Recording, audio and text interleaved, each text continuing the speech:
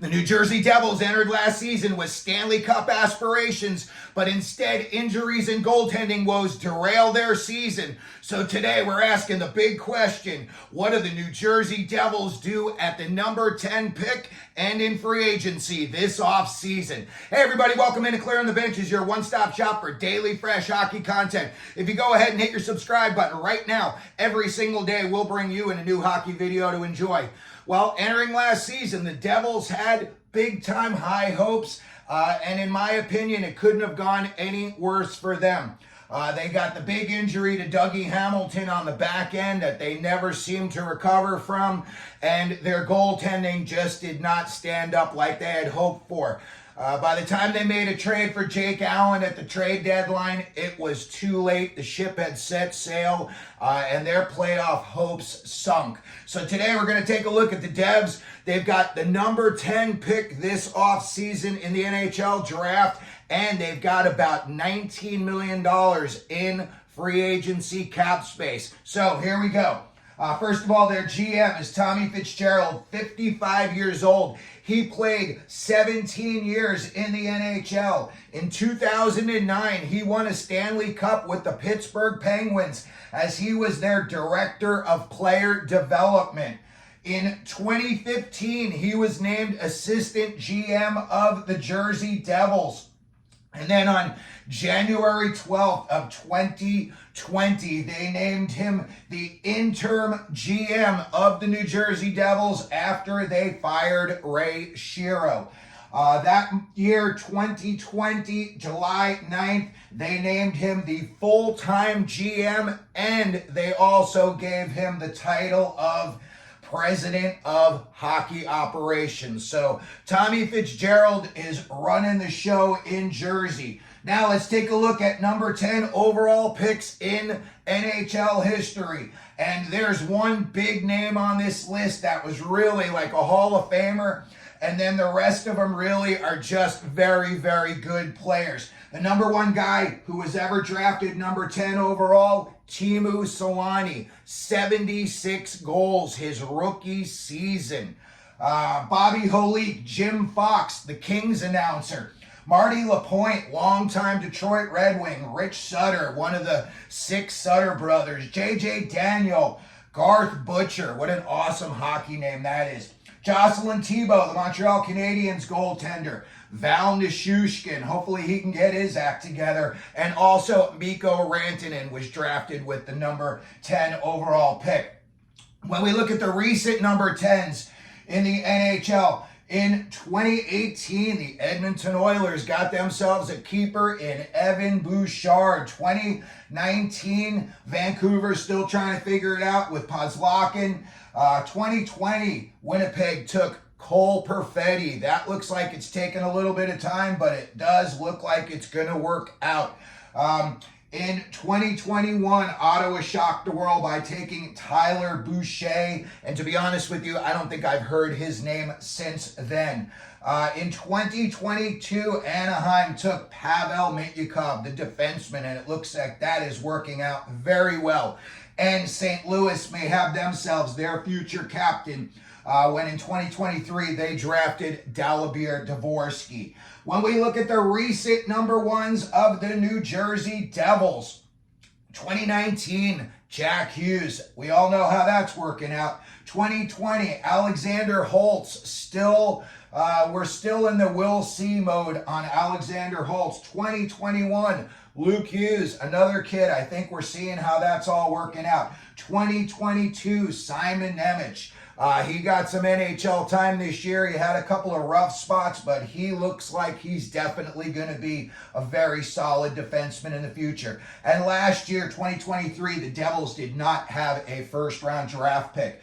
When we look at the Devils roster right now, they've got 3 guys, their big 3 in Hughes, Meyer, and Bratt, all signed through 2029, 2030. Heischer and Palat are signed through 2026. Eric Holla is signed for 2 more years.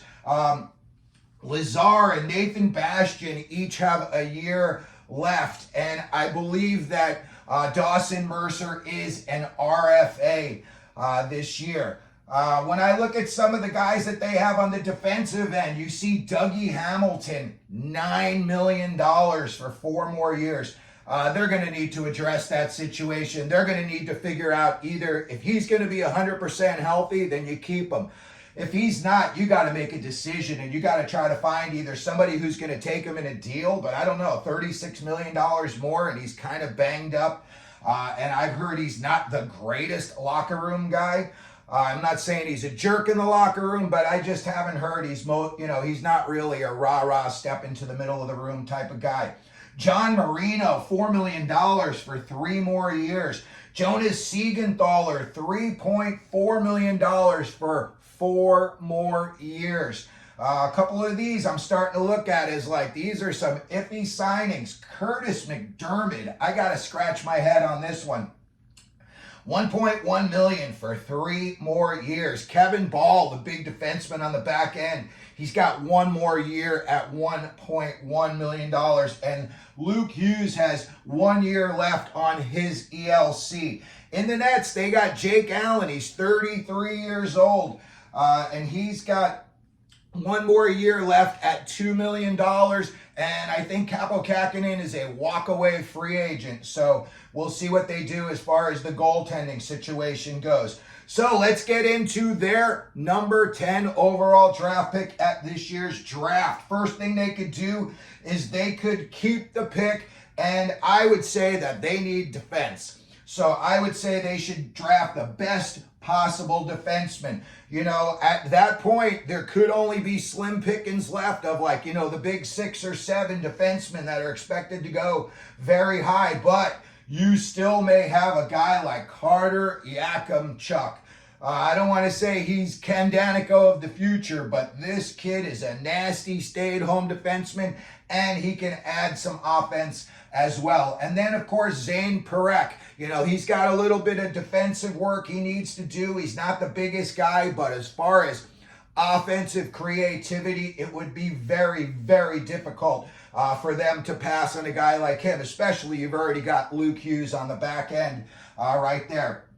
Another option they could do on draft day is if they kept the pick, and they could go after like a big body forward. They're not the biggest team up front, so maybe they want to get a little bit bigger. Timo Meier's a big body, but he doesn't do anything. It's like the old joke. He looks like Tarzan, but he plays like Jane. If they could get him to play a little bit nastier, I think his own personal production would go up as well as the team around him.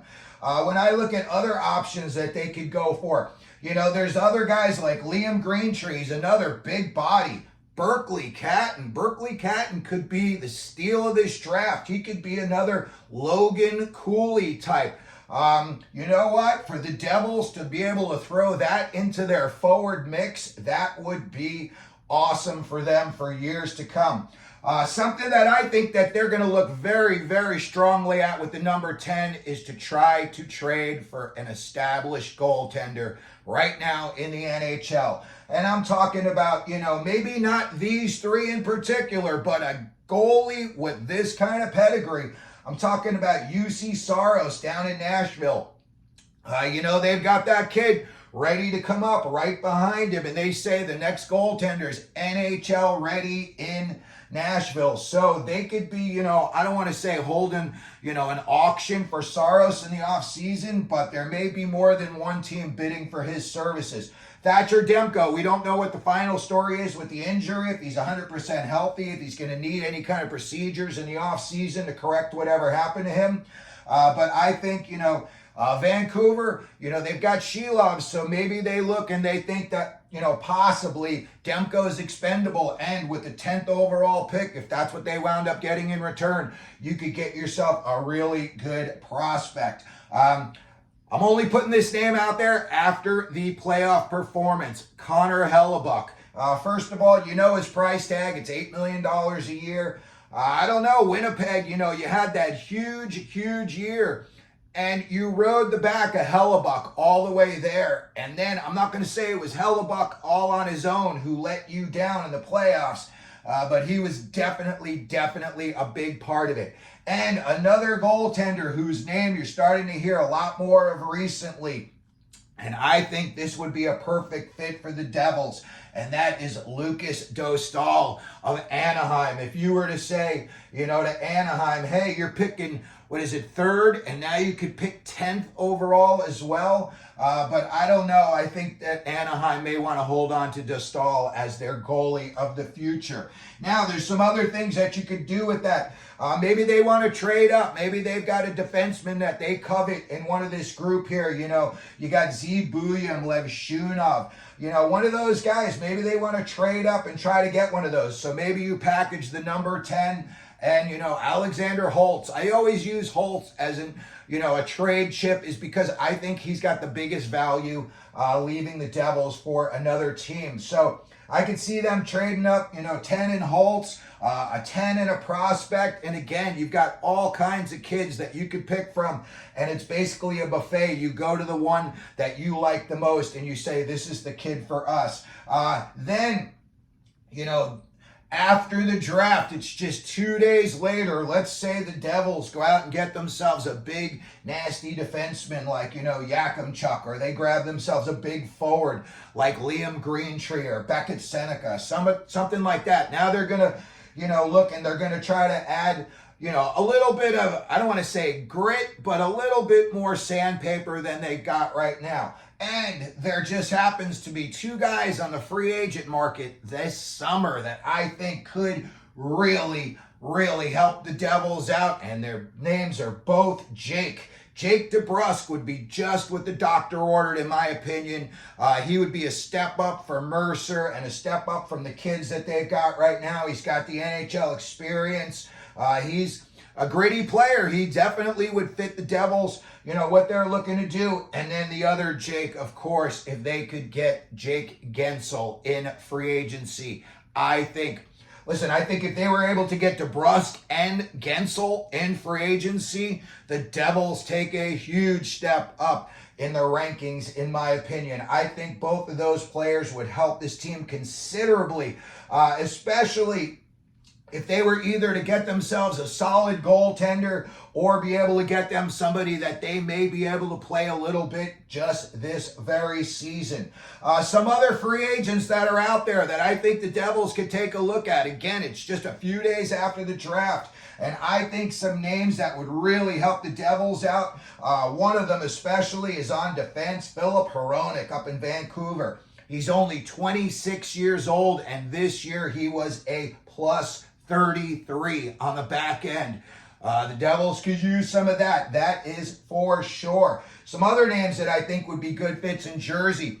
Vladimir Tarasenko, Bertuzzi. Again, Tarasenko's got, he's got the pedigree. He's got the, he knows how to win. He would be a good locker room guy. Bertuzzi's another sandpaper guy that you could put out there, and I think he would really, with Dawson Mercer, that could be a line that could really be agitating. You could draw a lot of penalties. You could put, your big guys on the power play with some of those guys. So I think a guy like Bertuzzi could be a good fit. And then finally, the last guy I think that, just on my list of free agents, I think they should take a look at, and that is Jordan Martinook on the Carolina Hurricanes. This guy's proven to me that he can play on any line, first line or fourth line. You're not going to play him very much on the first line, but if you had to, you could. I think he is such a team first player. He puts his teammates and, his body in front of himself. He's definitely a team first rah-rah guy. And I think that would be a really, really good fit for the Devils. I think with all the young kids that they've got coming up. And let me tell you, if somehow you were able to get Jake DeBrusk and Jordan Martinook in free agency, I think that would be a really, really good look for the New Jersey Devils. So that's going to do it for today's video. We wanted to take a look at what we thought the Devils would do at the number 10 pick and in free agency. Let me know what you think they're going to do. You can put it down in the comments section if you think they're going to make a trade on draft day. If you think there's a free agent that they're going to target, let me know. And if you could please hit your like button. If you could hit your subscribe button. And as we always do here at Clear on the Benches, let them know you're out there.